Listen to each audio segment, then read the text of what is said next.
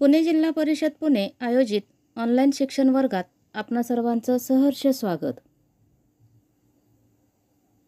बालमित्रांनो, आज आपण पाहणार आहोत इयत्ता 4थी विषय परिसर अभ्यास भाग 1 मधील पाठ क्रमांक 12 छोटे आजार घरगुती उपचार यामधील स्वाध्याय प्रश्न आज आपण पाहणार आहोत.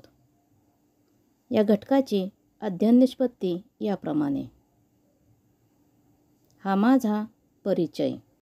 विद्यार्थी मित्रांनो, आज आपण इयत्ता 4थीच्या परिसर अभ्यास भाग 1 मधील पाठ्यपुस्तक पान नंबर 76 वरील घटक क्रमांक 12 छोटे आजार घरगुती उपचार यातील स्वाध्याय प्रश्नांचा सराव आज करणार आहोत. प्रश्न पहिला, गाळलेले शब्द भरा. 1. सखूच्या ताईचे डोळे टिंबटिंब दिसत होते. उत्तर आहे पिवळसर. 2. टिंबटिंब चावल्यामुळे श्रीपती चांगलाच घाबरला. उत्तर आहे साप. 3. धुतलेली जखम टिंबटिंब करून त्यावर टिंक्चर आयोडीन लावावे. उत्तर आहे कोरडी. प्रश्न दुसरा, थोडक्यात उत्तरे लिहा. 1.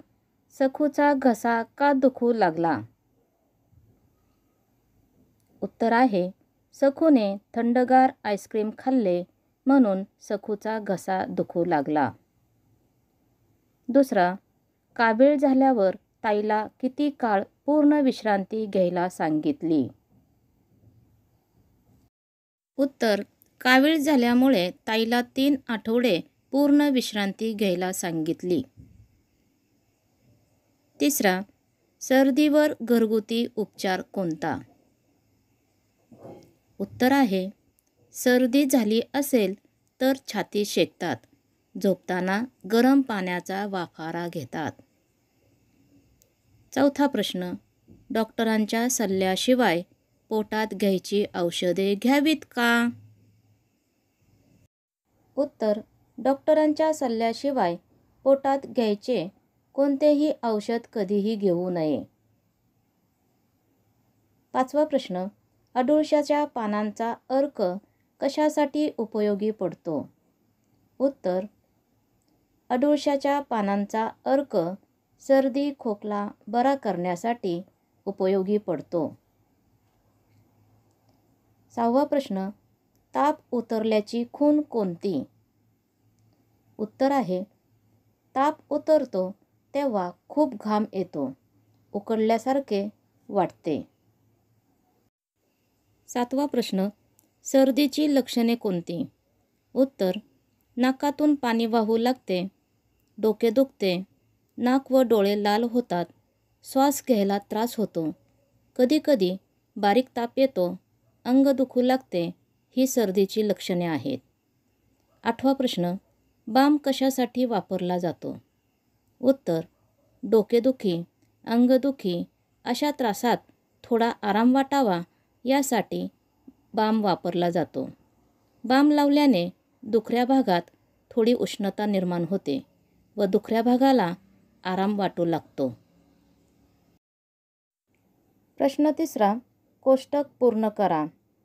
पुढे काही आजारांची नावे दिली आहेत. 1.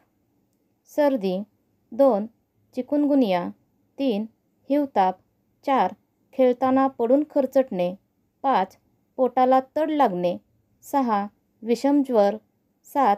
गरम तव्याचा बोटांना चटका बसणे. 8. पाय मुरगळणे. यापैकी कोणते आजार लवकर बरे होणारे आहेत?